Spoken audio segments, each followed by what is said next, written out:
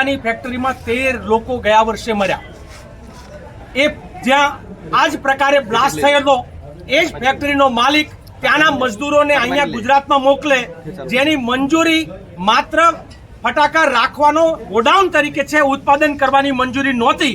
અને એ મંજૂરી પણ ગયા વર્ષે ડિસેમ્બરમાં પૂરી થઈ હતી. તો કોની રહેમ રાહથી આ ચાલતું હતું?